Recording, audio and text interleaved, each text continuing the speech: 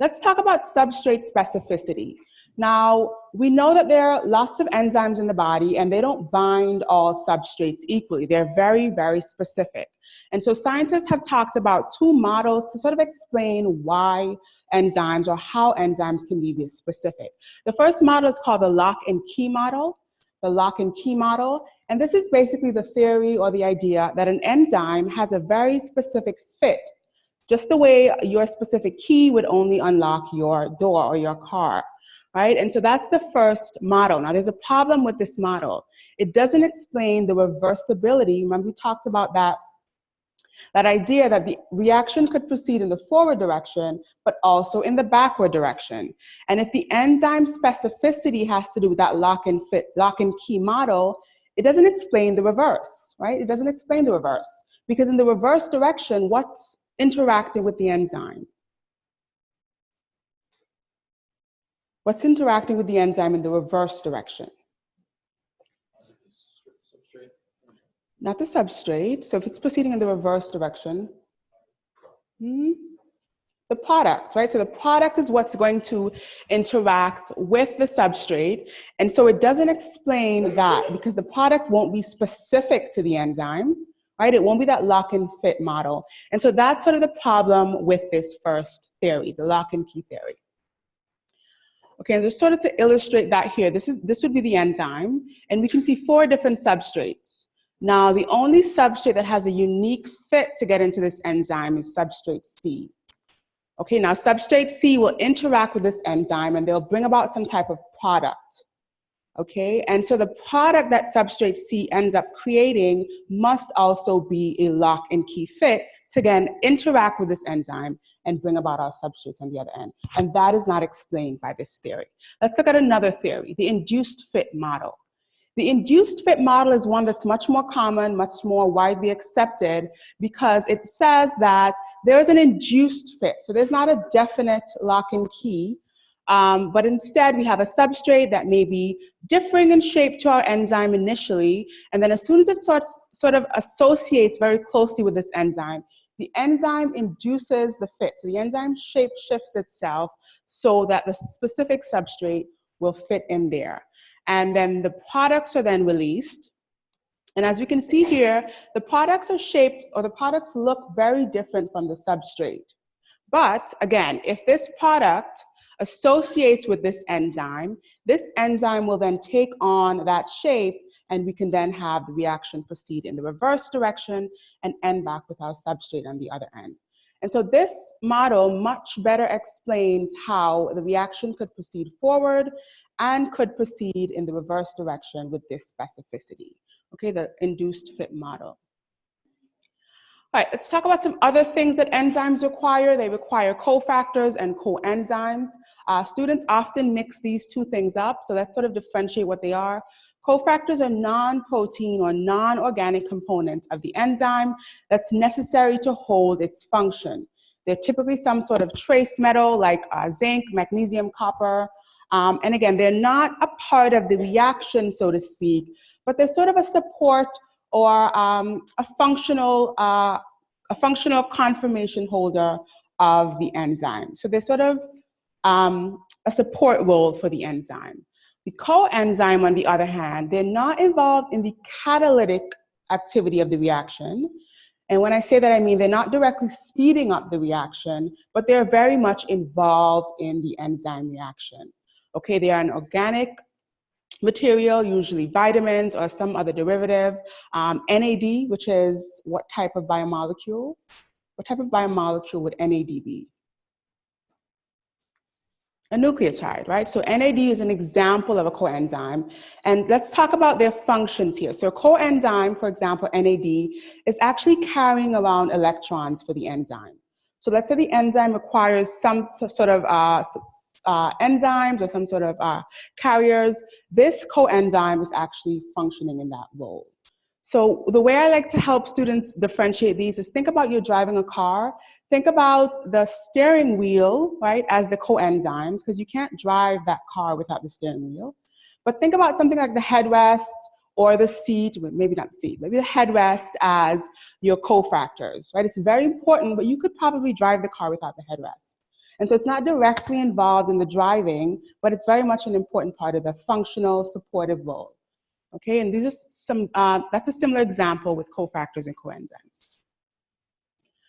All right, let's talk about the reaction weights. Now, some things that influence how fast a reaction goes are the catalytic weight of the enzyme, and this is unique to each enzyme. So let's say hexokinase, which breaks down glucose, is gonna have a different catalytic weight than maybe phosphofructokinase that breaks down fructose, right?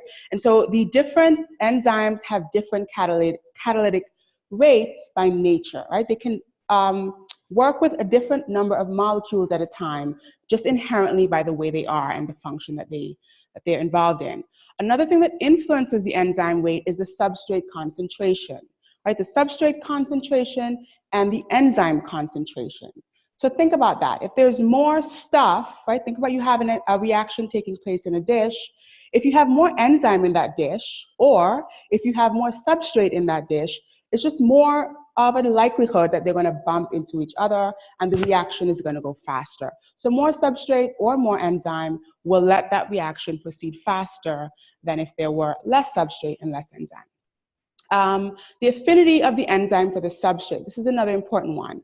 And when we talk about affinity with enzymes and other carrier molecules, this is how likely the molecule is to bind to this enzyme. How likely is this substrate?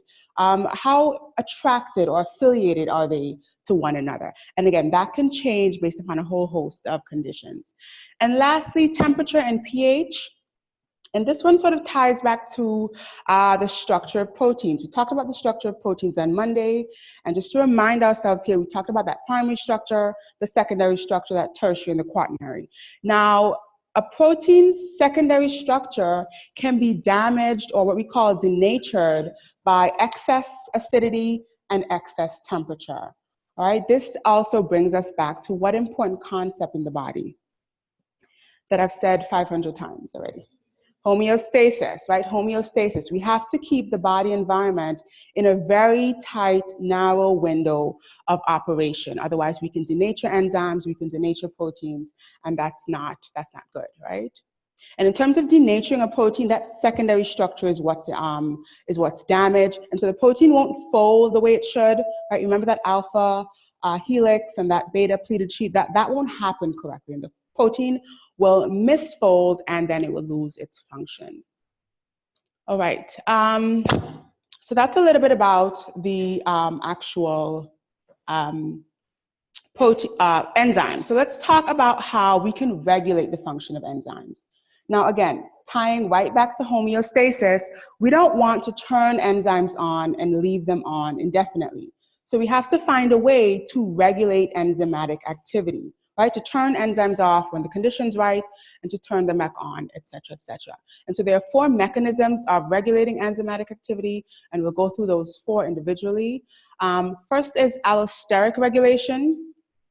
Allosteric regulation. And this is the idea that there's some sort of regulatory site on this enzyme. So this is our enzyme in question. It has an active site. Now the active site binds what structure? The substrate. The active site binds the substrate, right? The regulatory site is this other site that's on the enzyme that's going to bind some other molecule, which we'll call the modulator. And basically what happens here is, let's say we want to turn this enzyme on. Let's say it's involved in glucose metabolism and we just had a large sugary meal. And so we want to turn this enzyme on to help break down some of that glucose. This modulator will bind onto this regulatory site and will end up with the enzyme in an altered state of activity or turned on in the sense of that. Of that example that we use. So in the sense of our example, this would be the on state of this enzyme.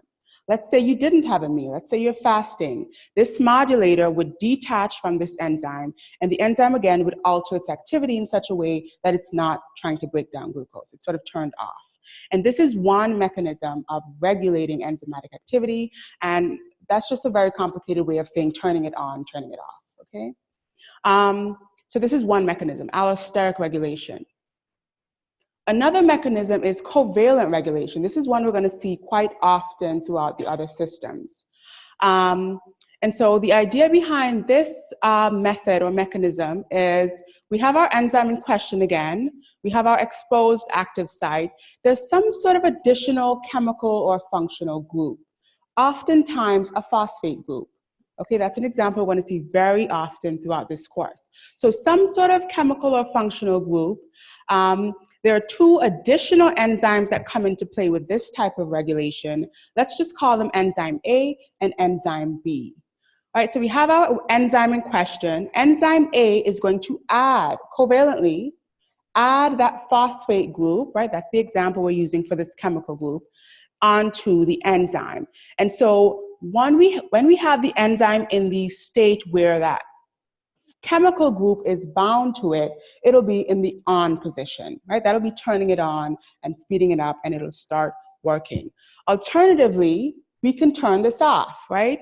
Another enzyme called enzyme B is going to break that covalent bond, dissociate that phosphate group from our enzyme in question, and that will essentially turn our enzyme in question off. Okay, so this one gets a little bit more complicated.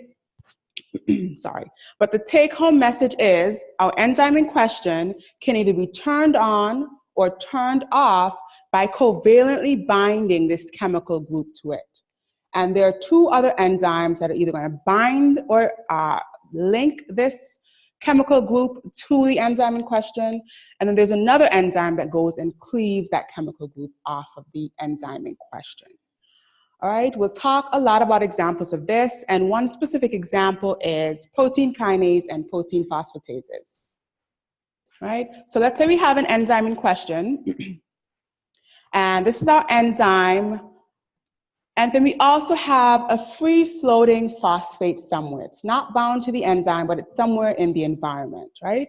And this is the enzyme. This would be enzyme A in our previous scenario. So protein kinase is going to come along, and it's going to covalently link this phosphate to our enzyme in question, whatever it is. And so this may be the on state of that enzyme, right? Alternatively, we have the enzyme bound to the phosphate. So this is the enzyme phosphate complex, which may be in the on state. And so phosphatase is another enzyme, right? That would be enzyme B in our scenario. And that will cleave that phosphate off and will resume with our enzyme and that free-floating phosphate once again. Okay, and this is how we can regulate or turn enzymes off. And that was the covalent mechanism. Our third mechanism here is called feedback inhibition. Feedback inhibition. And this one is basically where we have differing weights of different enzymes. And these substrate levels can basically influence the reaction rate of a specific enzyme. Let's look at this example here. So the rate of enzyme 1 and the rate of enzyme 3 are constant. So those are pretty much stable, right? There is no fluctuation in the weight of those enzymes. And when I say the weight of those enzymes, how fast they're allowing the reaction to proceed. The rate of enzyme 2, however, is dependent on the concentration of C, of our substrate C. So basically, if we have lots of C floating around, it's going to negatively inhibit E2, which is our second enzyme. And so that's going to slow down the rate of that enzyme. Not turn it off, but slow down the rate. If we have too little, like if we have less of a concentration of substrate C, this is going to not disinhibit, and to disinhibit is basically to potentiate or increase the activity of enzyme 2. Right? And in such a way, the concentration, the substrate concentration of C is regulating this activity. If there's lots of C, we slow things down. If there's too little C, we increase the rate by increasing the activity of enzyme 2. Okay? And so in this way, this step of the reaction is the rate limiting step. What do we mean by rate limiting step? What do you mean by rate limiting step? What do you mean by rate limiting step? I'm sure we've all heard. It's the rate of the reaction, yes, but specifically the step that controls the rate of the reaction, right? The specific step that is controlling the rate of the reaction. So if there's no C, this reaction is going to proceed faster and vice versa, Let's look at another example here. This is where the end product, this is much more of the common scenario that we'll see throughout the body. The final product, so in this instance would be substrate D, is what's regulating the entire reaction.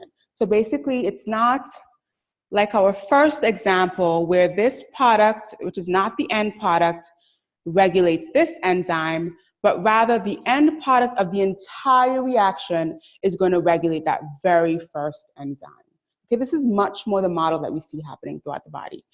And very similarly, this would be our rate limiting step, conversion of A to B, which is using enzyme 1, because if we have lots of product being created, we're going to turn enzyme 1 off. And if we have little product being created, we're not going to turn enzyme 1 off, which is going to speed up the rate of enzyme 1. All right, I'm seeing some puzzle looks. Any questions on this bit?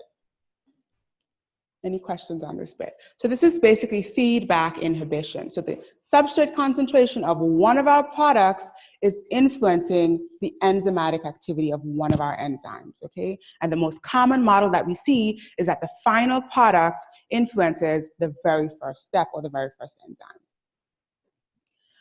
And the last example here, a very rare example, is the feed-forward activation. And this is basically very similar to what we just saw, but the substrate upstream in the reaction, right? So not the end products, but the upstream products. So substrate B would increase the rate of enzyme 3. Okay, so just the flip side of what we saw with this example, where the product was downstream and the enzyme was upstream. In this scenario, our product is upstream, so this product, substrate B, is going to potentiate or increase or speed up the activity of enzyme 3, which is downstream in this reaction.